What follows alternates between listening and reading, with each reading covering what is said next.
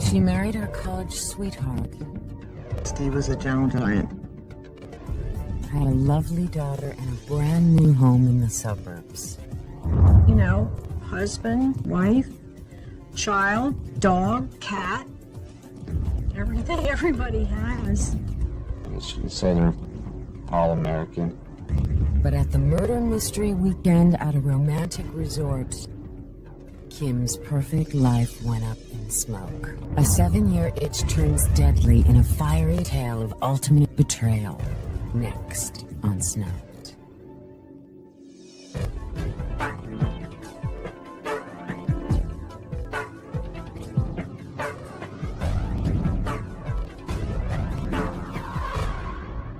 Everyone loved Kim Rico.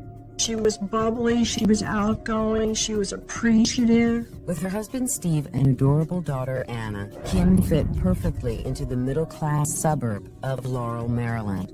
She was a soccer mom. She was a soccer coach for her daughter's soccer team. Kim and Steve had met in college at Penn State in the mid-'80s. Kim was just an awesome person inside and out. But she was a bit on the heavier side and didn't have a lot of boyfriends and was always struggling with, finding a quality relationship. And that's why we introduced her to Steve, because he was in the same situation. Both of them fell so madly in love. Kim was especially happy on her wedding day because a good marriage was something she never thought she'd have. And she had had a very tough childhood, did not have a great relationship with her father. Her mother and father had been divorced, and her mother had remarried a man when she was younger and apparently had abused her. But in Steve, Kim found someone to love and protect her. Steve is a gentle giant, no question about it. Very sweet personality, very caring. He'd run to a brick wall for anyone he loved and cared about. Women who have been abused sometimes look for some stability. They think that they want some type of stability because that will help them to maybe break the cycle of a chaotic childhood. However, once women who have been abused get in a situation where it's stable, they often feel uncomfortable, and the feeling is boring to them and smothering to them. Not Kim, at least not at first. Laurel, Maryland was a friendly place, and Kim had lots of close, loyal girlfriends. And they spent a lot of time together, hanging out together, bar hopping a little bit together and shopping trips. For women, close friends generally represent someone who you could share your deepest thoughts with, your deepest feelings with. Women seem to work much more on emotions and talk about emotions more easily and really thrive with talking on emotions. It was a busy life. Steve worked long hours as a greenskeeper at a local golf course, and Kim worked full-time as a surgical technician at a hospital in nearby Silver Springs. Women tend to gravitate towards the health field. Women are supposed to be more nurturing. It's a role where women get a lot of accolades for being in that type of profession. Was in a medical field. It put her into a whole social circle that she really enjoyed being a part of. For the first 7 years of marriage, everything seemed to be going Kim and Steve's way. It was a joyful time. I mean, they both seemed to be in love and happy. She was doing all the right things. Smart woman, good homekeeper. She had a nice home. Then, as if on cue, Kim got itchy. One of the things that was a problem between her and Steve was, with her being part of the hospital community, she had made friends with many physicians and many people with a very high social life. Kim loved it. She thrived on it. She wanted, the fancy cars, a fancy house, fancy this. Being a surgical technician, you're going to be around surgeons, and those people tend to live a pretty high lifestyle. And if you're a person who really particularly a woman who really wants some type of power, wants some status, wants people to pay attention to her, being in that field would be a very good one because you're surrounded by people in a high status position and who make a lot of money and do things that perhaps you as a surgical technician wouldn't have access to. The good life, or what she perceived to be the good life. But Steve didn't like Kim's hospital crowd. Working at a golf course, he didn't have a high opinion of arrogant doctors and administrators. Steve was not a type of person that would put on airs and would pretend to have things that he didn't have. He would rather stay home and spend time with his family, preferably having Kim there. And he was a complete, total family man. The strain on the marriage kept getting worse, at least as far as Kim was concerned. Eventually, she decided she wanted out. Kim had asked for a divorce, and he was very upset by that. He didn't want to go through the divorce, and he didn't want to lose Anna and Kim. Very often when you're married, you may go into the marriage having separate interests, which at first may be very exciting because you're marrying someone different from you and you see things in a different way. But after a while, those differences may become more annoying or more, wow, I'm really married to someone who doesn't see things the way I do or doesn't do things the way I do. Steve vowed to do anything he could to keep the marriage together. The couple started seeing a marriage counselor, and by late winter, Steve was feeling upbeat. He wanted to try to do something special, and he called me and asked me. He felt that I was a little more in touch with doing a little more romantic things, and wanted some ideas with regard to what he could do for Kim. And where I worked, they were doing a little getaway weekend for Valentine's Day. With a murder mystery dinner. And he thought that would be a great idea. And so he ended up making reservations. On February 14th, 1998, Valentine's Day, Kim and Steve drove to Harbortown in St. Michael's, Maryland, for a romantic weekend whodunit. What no one knew was that as the staged murder mystery came to an end, a real one was about to begin. Having spent some time in marriage counseling, Kim and Steve Ricco headed for a romantic murder mystery weekend on Maryland's Eastern Shore. It was Valentine's Day, 1998. He described it as a first date. That he wanted to just kind of rekindle the relationship, and that he felt things were going in the right direction. The first night's entertainment was the murder mystery dinner. A lot of us who are actors get to come together and do improv theater and murder mysteries where people like to get involved. I played the role of Sherry Chardonnay in the murder mystery there. Kim really got into the spirit of the melodrama. Mrs. Ricco went around other tables to hear conversations to try to figure out who had committed the murder that happened in the play. She follows me out to the hallway. And she asked me, so, are you the one who killed Bernardo? Kim was right. Sherry Chardonnay was the murderer. The mystery solved, everyone retired to their cottages for the night, including Kim and Steve. It was the last time anyone would see Steve alive. Around midnight, Kim walked into the lobby of the hotel. It was February, and she did not have a winter coat on, but she just walked into the door, walked past the front desk, and she just said very calmly, "My room is on fire." The hotel staff raced to Kim and Steve's bungalow, but when they got there, it was eerily quiet. There was no smoke, there was no fire, there was a smell in the air that was very unique. It was I don't know if it was rubber or something melting. When they entered the room, they found Steve lying face up on the floor. Nearby were several empty beer cans and an open pack of cigars. His upper body, from basically his abdominal area up, and his neck and head area, badly burned. The state police chaplain had to break the tragic news to Kim. Steve was dead. She reacted naturally. She reacted.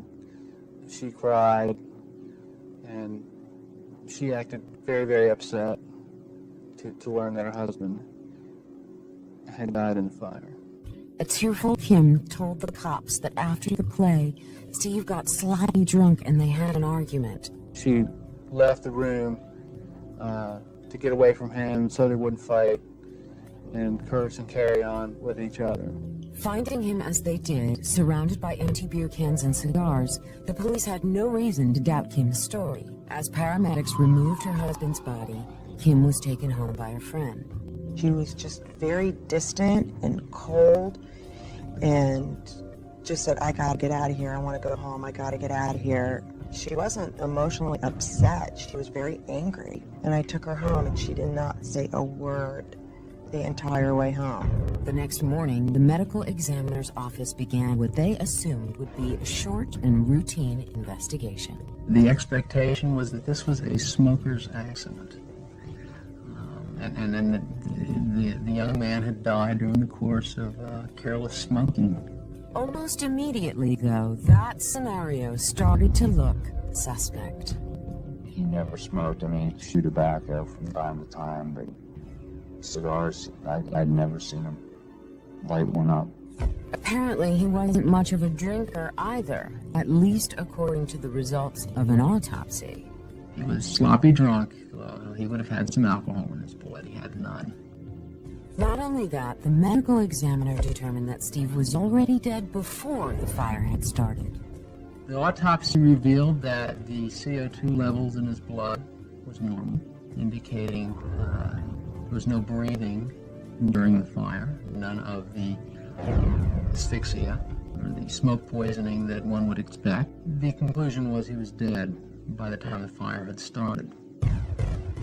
It looked like the Maryland cops had a real murder mystery on their hands. Truth can be stranger than fiction. No question about that. And yeah, to go on Valentine's Day weekend to a murder mystery dinner theater, it doesn't get any more bizarre than that. While the reporters staked out Harbortown's parking lot, the cops went looking for clues.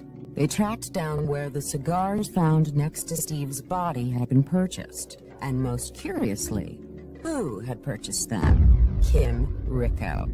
I thought it was unusual because a woman normally wouldn't buy these cheap cigars. Then Kim's friends started talking. A lot of her friends came forward without prompting from police to tell what Mrs. Rico had told them.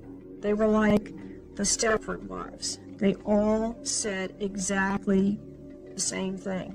And they weren't saying that Kim had recently taken up cigar smoking. Far from it. They told us that her marriage was in trouble.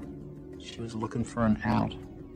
And that she had all but revealed a plan to them that she would be able to cause the death of her husband, make it look like it was the result of a fire.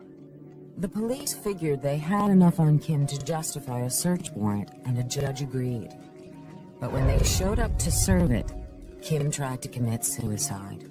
She took some pills, maybe sleeping pills, and was taken to the hospital. Once she was stabilized, she was placed in a psychiatric hospital.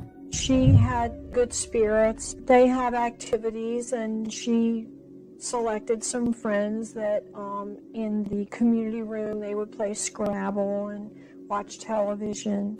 While Kim played Scrabble, the police were working on a little puzzle of their own.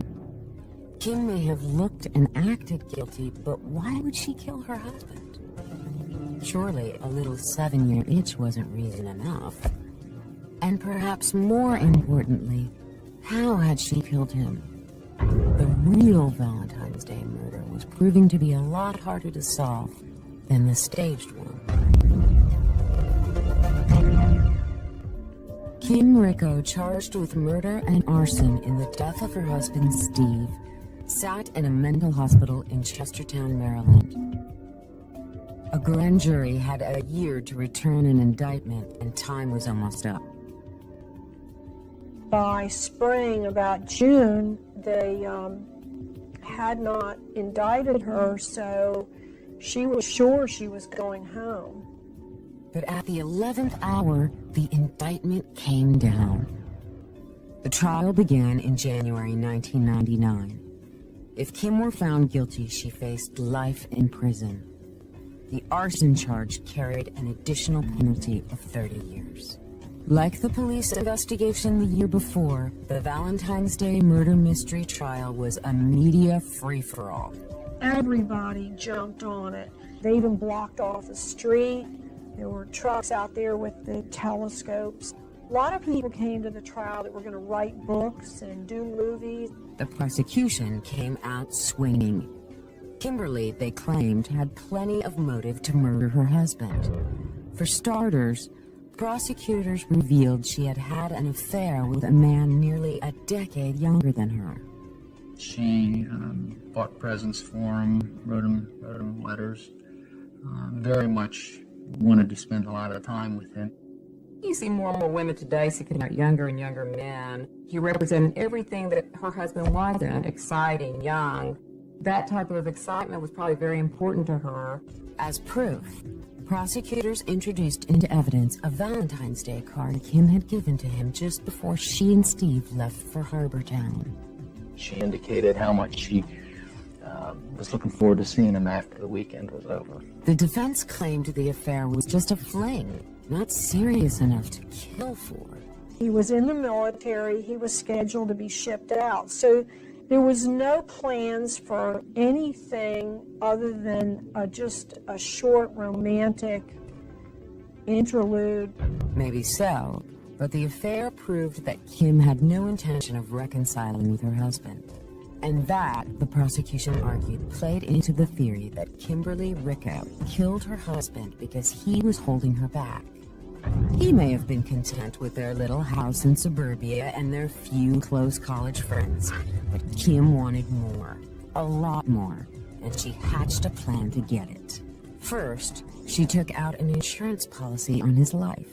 Within a year of the death, the amount of life insurance at his place of employment was doubled. And also a policy was taken out on him. With the insurance in place, Kim put her plan into action. Prosecutors claimed she poisoned Steve, then set the room on fire to make it look like an accident. Our theory was that she thought about this and in fact put a plan into action by poisoning him to death, and then further taking the plan into action by creating a fire to cover it up. That demonstrated an enormous amount of thought and planning. Not so fast, countered her defense. The medical examiner had been unable to determine a cause of death, poison or otherwise. He actually was at a loss as to how he died, and he eliminated some things and then just said probable poisoning was his result. But he really did not know, and he could not pinpoint it. Prosecutors had a one-word comeback: succinylcholine. Commonly found in operating rooms, it causes rapid paralysis of the skeletal muscles, and it is virtually undetectable. Metabolizes instantly in the body or very quickly. And it is not anything that anyone could detect in his blood or in his body. It's the right kind of agent to use for this type of death if you're planning it. No question about that. Because it's so lethal, it's extremely difficult to come by, unless, of course, you're a medical technician like Kim. Women over the centuries have used poison to kill men because women are in the role of caretakers. Certainly, a woman like Kim, who's in the surgical field and is dealing with different drugs, is going to have more access and more knowledge about how to go about killing someone in a way that will be undetected. Prosecutors attempted to prove that the fire was not caused by careless smoking, but was intentionally set by Kim. We were able to eliminate the cigar as an ignition source. But if not the cigar, then what? The prosecution did not have a ready answer. In regards to the materials that were submitted by the fire marshal's office, those of expected or suspected accelerant, there was no accelerant detected. So the case boiled down to the argument that Kim used an undetectable poison to kill her husband and then set the fire with an undetectable accelerant. A guilty verdict, her defense team argued, was just as undetectable. The prosecution had no proof that Kimberly either poisoned her husband or set the fire. But then came the girlfriends. Probably the most damaging testimony against her was from her friends, who Kim Rico had told of her plans in some detail. She was like, I'm gonna go set the curtains on fire in the room. And I think she told Rachel that she was going to inject them with succinylcholine and then put candles in the room and light the room on fire and leave. And he would die. Rachel McCoy testified. You could hear a pin drop in a crowded courtroom. And it was obviously a very painful, emotional moment for her to testify against her best friend. And she was her best friend. Eventually, the proceedings broke out into an all-out catfight, albeit a subtle one. She would sit in the witness stand, and as you were testifying, she would flip you the bird. The judge had to say she was going to be removed from the courtroom if she didn't stop. Closing arguments were made on January 14th, 1999, and the case was turned over to the jury. 4 hours later, they returned with their verdict. On the charge of arson, guilty. On the charge of first-degree murder, guilty. Kim Rico was sentenced to life in prison for the murder of her husband. A concurrent sentence of 30 years was added for the arson. She probably would have gotten a more lenient sentence, perhaps, if she had found somebody else to do it. But the fact that she had gone around to so many people and talked about it, that's probably what set the jury off. It was her friends that did her in at that trial. The question is, and may always be, why did Kim go to such extreme measures? After all, the vast majority of women in her position end up leaving their husbands, not killing them. A woman who kills wants to get rid of the problem. They don't even really see it as killing. In a woman's mind, it's just getting rid of the problem. Kim wants to go on and lead a new life. She doesn't want any trouble from her husband. Think about it. If she lets her husband live, she may not have enough money. There's no insurance money. And on top of that, Steve probably knew about the affair, and he could use that against her in a trial. And she didn't want any part of that. She didn't want any trouble out of this man. And she probably just saw murder as an easy way out of the problem.